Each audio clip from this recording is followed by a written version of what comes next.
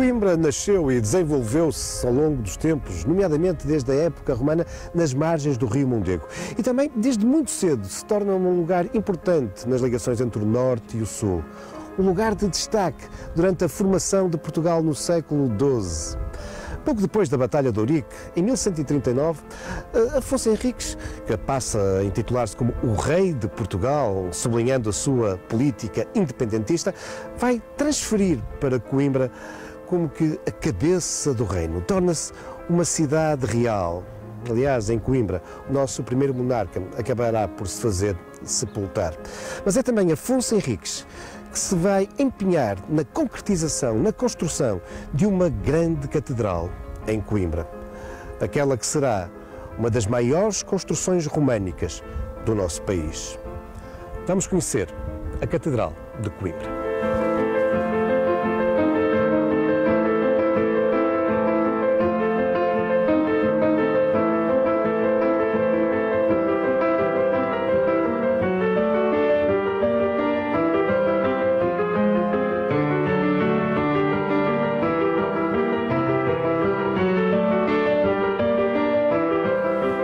É de facto um monumento impressionante, a Sé de Coimbra, a Sé Velha de Coimbra. É de resto, entre as catedrais construídas em Portugal durante o período da Reconquista, a que mais bem preservou o seu aspecto românico original.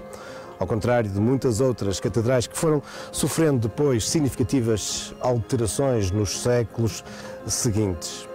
Mas as origens desta catedral são bem anteriores à edificação mandada fazer pelo primeiro rei do país, por Afonso Henriques. Com efeito, sabemos que já no final do Império Romano e durante o período seguinte, o período suévico e visigótico, Coimbra era um importante centro cristão.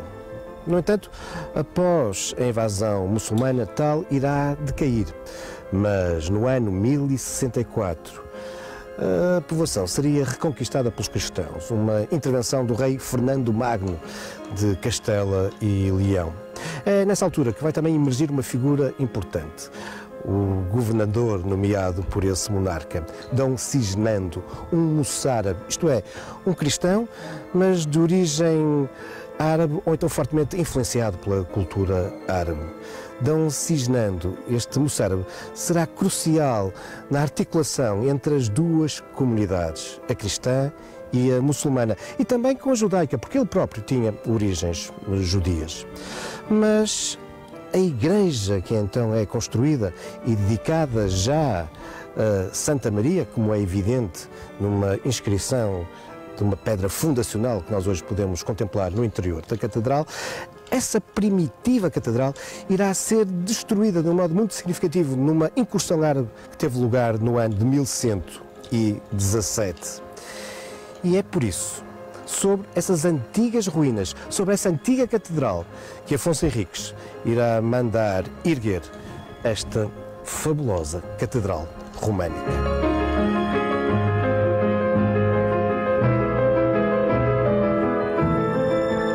As características românicas da Sé de Coimbra são bem sublinhadas pelo seu aspecto de igreja-fortaleza. É a catedral portuguesa que mais se assemelha a um castelo, com muros altos, coroado por ameias, com poucas e estreitas janelas. A aparência fortificada do templo é também reforçada por uma torre central avançada e por uns robustos contrafortes que todavia têm aqui, nomeadamente na fachada, uma função estrutural muito importante, já que ajudam a compensar a forte inclinação que o terreno apresenta. Na fachada merece particular atenção o portal, cujas arquivoltas e capitéis estão abundantemente decorados com motivos que revelam ainda importantes influências pré-românicas e árabes, não faltando mesmo a representação de arcos ultrapassados.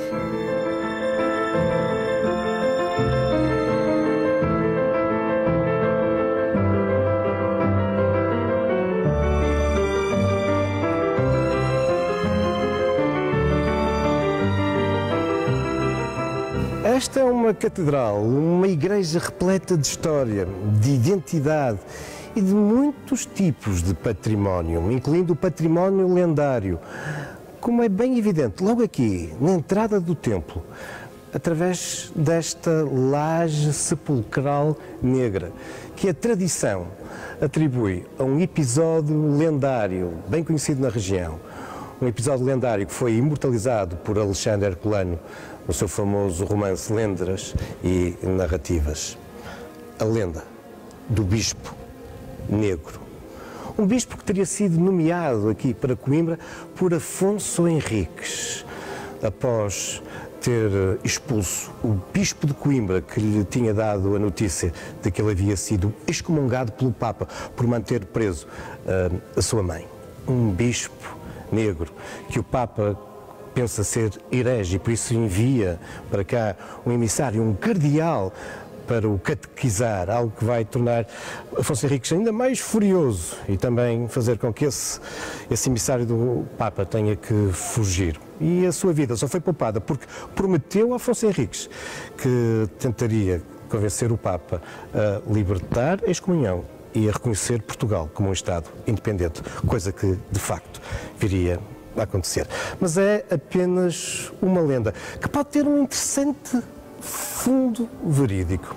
Isto porque sabemos que Afonso Henriques se empenhou em transformar em bispo de Coimbra São Bernardo, de facto um homem francês, era um monge beneditino e que, apesar do seu cargo como bispo, se recusou a retirar as roupas, o hábito beneditino negro e por isso talvez a designação do Bispo Negro.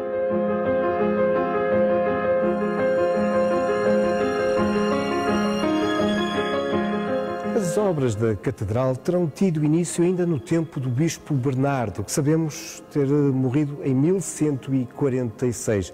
E as obras são relativamente rápidas, isto porque menos de 40 anos depois, aqui se faz sepultar um outro bispo. E quando morre Afonso Henriques, em 1185, o seu filho, Dom Sancho I, vai ser coroado rei nesta catedral. De resto, as obras vão terminar nos finais desse século XII.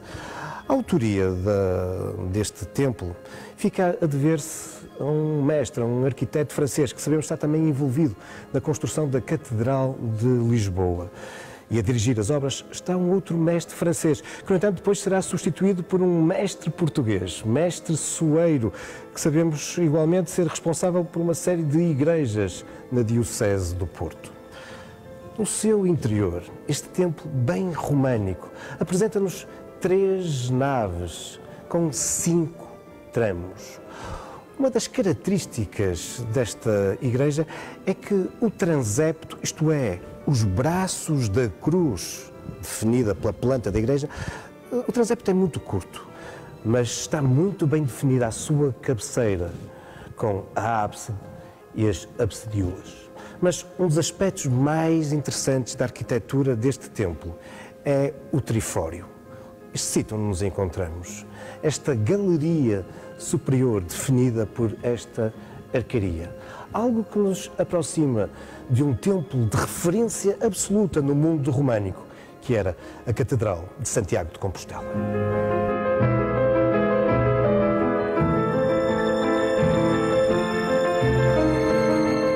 Aqui são abundantes os capiteis esculpidos. De resto, no interior do templo, todas as colunas têm capiteis decorados.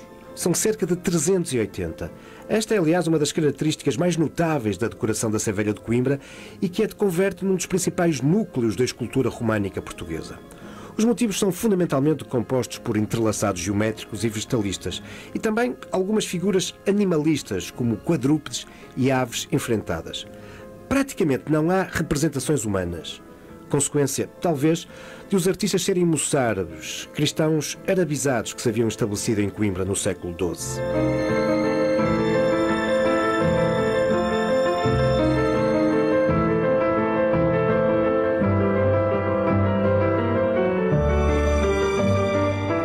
De resto, e comprovando a forte presença moçárabe na edificação do templo, há no exterior da catedral, numa das fachadas laterais, uma discreta, curiosa e raríssima inscrição em árabe, na qual o autor de algum modo se queixa da sua condição.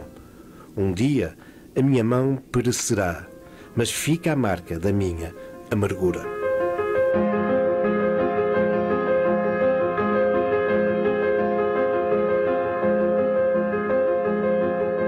Concluídas as grandes obras de edificação da Catedral nos finais do século XII e inícios do século XIII, tem então o início as obras que irão permitir a construção de uma estrutura que vinha sendo já equacionada e até tinha já arrancado de um modo tímido com os primeiros dois reis de Portugal, Afonso Henriques e Dom Sancho I.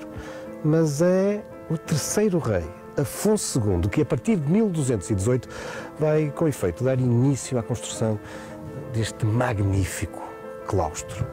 Uma peça arquitetónica por onde se abrem diversas capelas, como a de Santa Maria, que fica associada à história da Misericórdia de Coimbra, ou a de São Nicolau, onde podemos contemplar a sepultura atribuída ao moçárabe Dom Cisnando. Do ponto de vista arquitetónico e artístico, este claustro tem vários aspectos interessantes. Bom, nos capitéis continuam a dominar os motivos vegetalistas. Mas uma das características bem interessantes são os seus arcos. Arcos de volta perfeita que se organizam 2 a 2, envoltos por um enorme arco quebrado. Ora, estes arcos quebrados, associado a um aspecto belíssimo, que é o do encontro das esquinas do claustro, da quadra. Bom, esses elementos remetem-nos claramente para uma estética gótica. Este claustro anuncia-nos já esse estilo arquitetónico que irá dominar os séculos seguintes.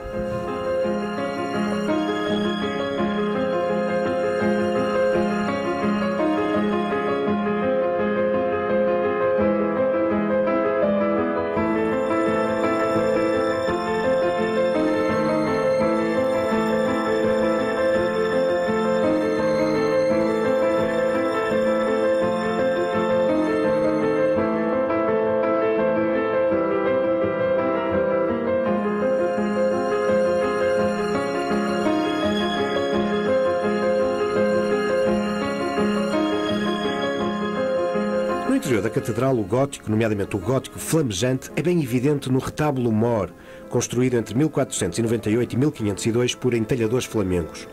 Ocupando quase todo o espaço da Capela Mor, este retábulo é considerado um dos melhores deste tipo em Portugal.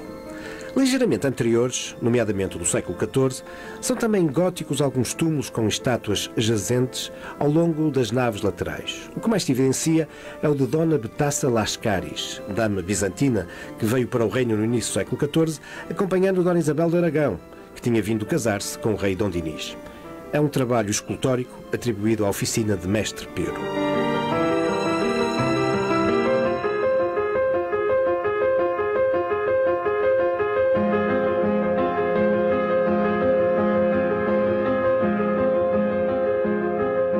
Na passagem do século XV para o século XVI, o bispo de Coimbra, Dom Jorge de Almeida, promove uma série de campanhas que, entre outras, passam por recobrir as paredes laterais com azulejos hispano-árabes provenientes de Sevilha, como estes que podemos contemplar aqui na Capela de São Pedro. A Capela de São Pedro que mais não é do que uma das absidiolas na cabeceira da catedral. Uma capela onde o próprio bispo se fará, posteriormente, sepultar.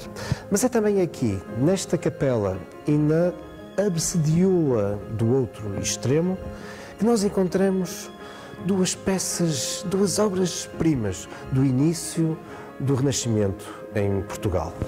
São estes retábulos em calcário, com uma linguagem perfeitamente inspirada nos modelos clássicos. Este é da autoria de Nicolau Chantrenne e aqui percebemos bem que se trata de uma capela dedicada a São Pedro. Podemos observar a famosa cena dele desejar ser crucificado de cabeça para baixo. Na outra absidiola encontramos igualmente um belíssimo retábulo renascentista, com Cristo e os Apóstolos, da autoria de João de Roão. João de Roão, que é também o autor de uma outra obra de referência absoluta do Renascimento português, aqui na Catedral, a Porta Especiosa.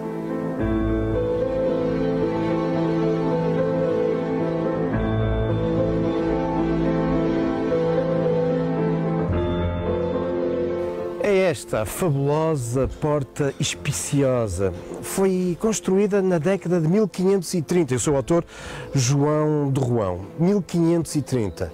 Estamos, por isso, perante aquela que é também considerada como uma das primeiras grandes obras renascentistas no nosso país. E é bem renascentista, de facto. Percebemos pelos motivos decorativos, pela sua arquitetura, que está claramente inspirada nos modelos clássicos. E, por isso, fazer renascer esses modelos, o Renascimento.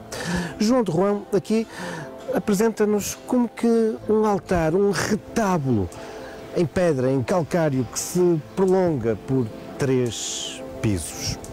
Quanto a esta curiosa designação, espiciosa, tem a ver com uma antífona, uma espécie de uma cantiga que era cantada aqui nesta porta da igreja, a Speciosa Maria Est.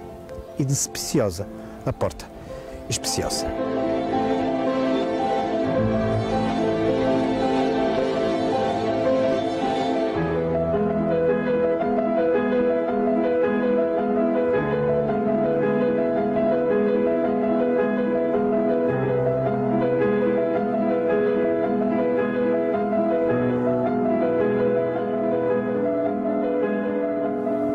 De regresso ao interior da Sé Velha de Coimbra, encontramos agora bem no centro do transepto, debaixo da torre-lanterna, uma estrutura responsável pela iluminação no interior do templo.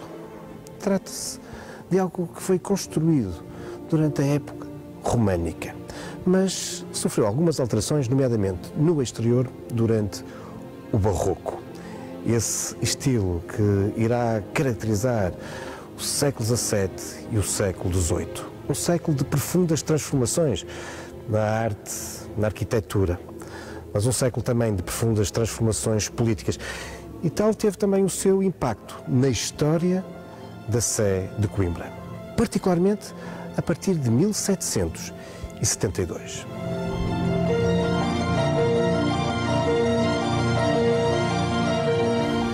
A não muitas dezenas de metros de distância da Sé Velha de Coimbra, uma cota superior, encontramos a igreja do antigo Colégio dos Jesuítas, o Colégio das 11.000 Virgens. Os jesuítas tinham-se instalado em Coimbra em meados do século XVI, mas é só no final desse século que iniciam a construção desta magnífica igreja. Uma construção que irá demorar bastante tempo. É só 100 anos depois, no final do século XVII, que a igreja é inaugurada, claramente inspirada noutros modelos de igrejas, nomeadamente na igreja de São Vicente de Fora, em Lisboa. A obra, no entanto, vai se prolongar ainda mais algum tempo, até ao século XVIII. E isso mesmo é evidente na própria arquitetura da fachada deste templo, porque se na parte inferior dominam as linhas fortes do maneirismo, já lá no cimo é claramente a estética barroca que domina. A estética que domina também o século XVIII. Um século que ficará marcado em 1759 pela expulsão dos jesuítas. E tal iria ter implicações na história da Sé de Coimbra. A expulsão dos jesuítas. E esse ano crucial, que foi 1772. Mas afinal, o que é que aconteceu exatamente em 1772? Ninguém melhor para nos responder a essa questão do que Maria de Lourdes Craveiro, historiadora da arte, professora da Faculdade de Letras da Universidade de Coimbra, uma investigadora de História de Arte, que de resto dedicou já muitos dos seus trabalhos e livros, não só à Sé Velha de Coimbra, mas também a esta igreja, a Sé Nova de Coimbra. Sra. Professora, o que aconteceu afinal em 1772? Em 1772, aquilo que aconteceu em Coimbra foi uma verdadeira revolução. E uma revolução que, de facto, já vinha sendo preparada desde há alguns anos. Neste período que muitos historiadores designam como pombalismo, aquilo que está em causa é toda uma direção de novas estratégias políticas, económicas, que têm uma centralidade em Portugal, mas que serão dirigidas também aos territórios ultramarinos. E aquilo que está, e sobretudo naquilo que diz respeito a esta igreja, está também em causa, é uma nova direção política no âmbito da educação. Sim, nós tínhamos visto já que o Marquês de Pombal tinha expulso, uns anos antes, os jesuítas. Claro. E a igreja ficou na altura desabitada? Desativada, naturalmente. Os jesuítas foram expulsos em 1759, aliás, com anterioridade à expulsão decretada posteriormente pelo Papa, em 1773. Foi assim uma espécie de ato vanguardista perpetrado pelo Marquês de Pombal. Mas o que acontece então aqui a esta igreja, depois da expulsão dos jesuítas? Portanto, a igreja é arvorada em Nova Sé. Naturalmente que, com a igreja vaga e com todo este complexo vago, era importante dar-lhe exatamente um sentido e uma nova função. E foi isso que aconteceu.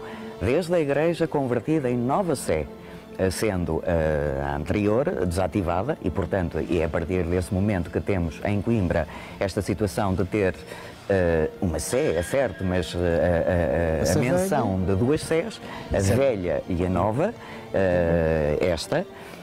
que o passará a ser desde 1772, com todo um périplo de pompa e circunstância que rodeia todo este ato de refundação do edifício, desde logo com uma grande procissão com o bispo sob o pálio que vem da Sé Velha, acompanhado por toda uma série de equipamentos que passarão a ficar aqui e, portanto, deixando o outro edifício vazio e desativado das suas nobilitadas funções, desde o século XII até esta data. E a partir daí, portanto, a Igreja de Jesus, a Igreja da Companhia de Jesus, passou então a funcionar até hoje como a nova Catedral da Diocese de Coimbra.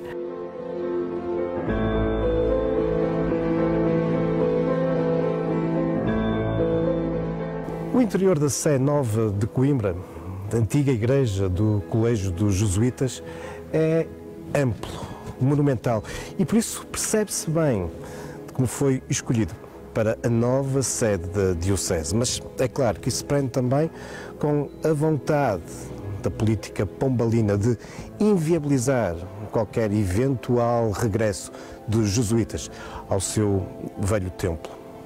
Uma igreja ampla, de uma só nave, mas de facto de uma enorme dimensão. Possui um transepto curto e é aqui, no transepto, nos seus extremos e também na capela-mor, que nós podemos observar 3 altares, referências absolutas da talha dourada da região, da talha barroca. Tem sua origem nos finais do século XVII e também no século XVIII. Essa talha barroca que não nos aparece na Sé Velha, mas que aqui assume toda a sua exuberância.